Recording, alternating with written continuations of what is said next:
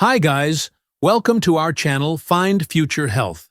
I'm a family physician with over 25 years of clinical experience. Today, in this video, I'm going to tell you exactly what you need to know to reduce your risk of having a heart attack, definitely, but also most likely a stroke as well. So we hear so much conflicting information on social media. If you read magazines, if you still watch TV, who still watches TV, but you get all these conflicting messages. And when you go see your doctor, invariably all they want to talk about with regards to reducing your risk of having a heart attack is your LDL cholesterol, or maybe your ApoB, or maybe your total cholesterol if your doctor's 10 years behind on the reading. I wanted to show you a graph. Now this is shown in a British medical journal, Open Heart, back from 2021, written by Professor Noakes, and it's got a graph in it that just makes this so crystal clear and so plain that anybody, regardless of their IQ or education level, can understand this. So I'm going to put this graph up on the screen, and I'm going to walk you through what you see in this. So here's the chart. Now this gives you the hazard ratios for development of coronary heart disease. So a hazard ratio means how likely is this to cause what we're talking about? How big of a risk is this? So you can use the different lengths of the bars on this bar graph, and it will tell you this is the most important thing. This is the next important thing. So if you look at the top part of this, the red bars, the biggest thing that's going to give you the biggest risk is type 2 diabetes. And also you can include in this uncontrolled type 1 diabetes, but the vast majority of people with diabetes have type 2 diabetes. It has a hazard ratio of 10.7 to 1. That's huge. This is almost as big as the hazard ratios from the smoking will cause you lung cancer research studies from a decade or two ago. Hazard ratio of 10.7 is huge, okay? So if you currently have type 2 diabetes, that is far and away your biggest risk factor for having a heart attack, regardless of the fact that all your doctor wants to talk about is your LDL cholesterol and wants to get you on a statin. We'll get to that in a minute. Your biggest risk is having type 2 diabetes. The second biggest risk, also a very big risk, is having metabolic syndrome. So this is a syndrome of having high triglycerides, high blood pressure, a large waist circumference, and a couple of other things. Metabolic syndrome number 2, biggest risk factor of all. Now, the further down at the bottom of this chart, the blue bars are biochemical markers. These are lab results that we can say, yes, that it has a hazard ratio that we can calculate. So number 1, type 2 diabetes, if you've got that, that's where you need to focus. All of your effort, all of your money, all of your willpower, you need to do whatever reverses your type 2 diabetes back to normal. Now, I've got hundreds of videos on my YouTube channel. You can watch my keto videos or my carnivore videos. Both of them are going to reverse your type 2 diabetes back to normal and erase the biggest risk factor for coronary heart disease, which is what leads to ultimately having an acute myocardial infarction, aka a heart attack.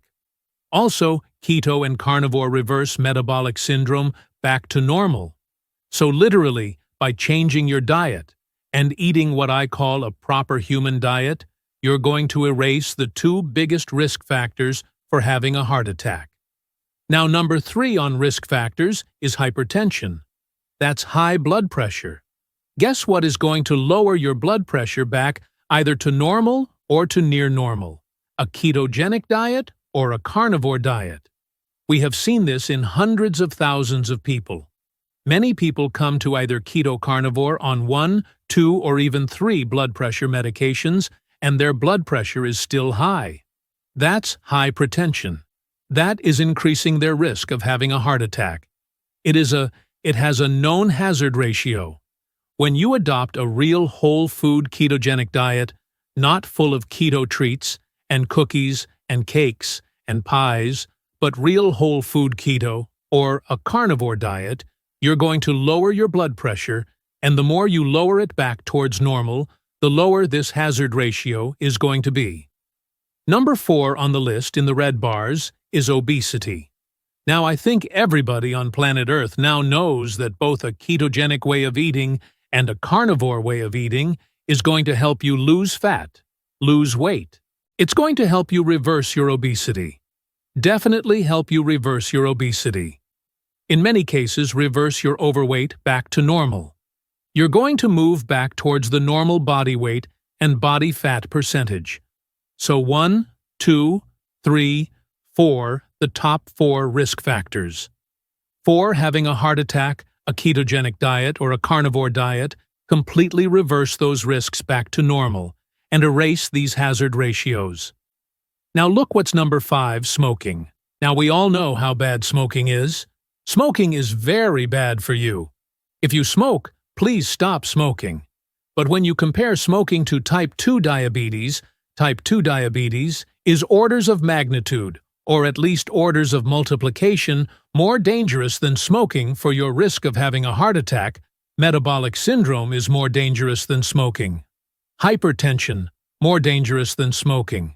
Obesity, more dangerous than smoking. And then, finally, we're all told that everything's genetics, right? Your family history of premature coronary heart disease, that's genetics. Look at that. It's a hazard ratio of 1.5. When you compare that to type 2 diabetes hazard ratio of 10.71, your family history suddenly becomes much less important because you can't do anything about your family history. You got your gene. You can't really affect them, but you can reverse your type 2 diabetes and your metabolic syndrome and your hypertension and your obesity. And if you're smoking, you're going to stop smoking because that's dumb.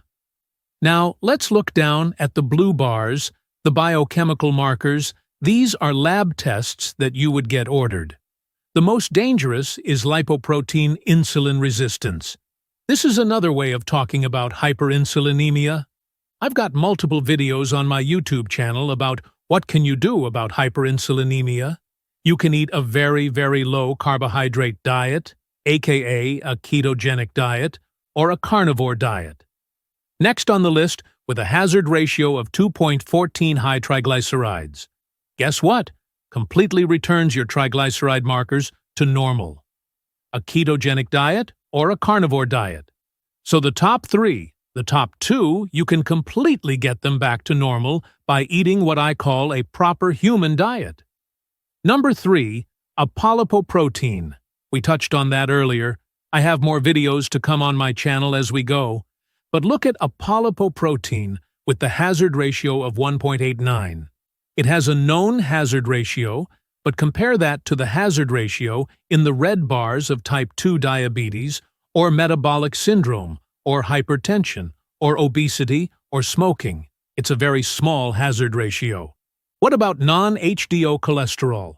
1.67. Let's compare that to type 2 diabetes. Should your doctor even, then finally, we make it all the way down to elevated LDL cholesterol with a hazard ratio of 1.38, which is approaching background noise.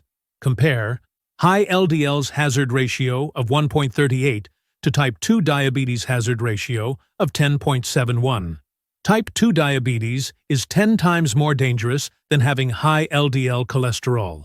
Now you understand why I get so furious when that's all doctors want to talk about is, oh, your LDL's high. We've got to get you on this medication and completely ignore your high blood sugar, your high insulin levels, your moderately high blood pressure. They ignore all that. All they care about is getting you on that statin or on Repatha or Praluent. It's inappropriate, it's bad medical practice, and it's not truly protecting you from having a heart attack.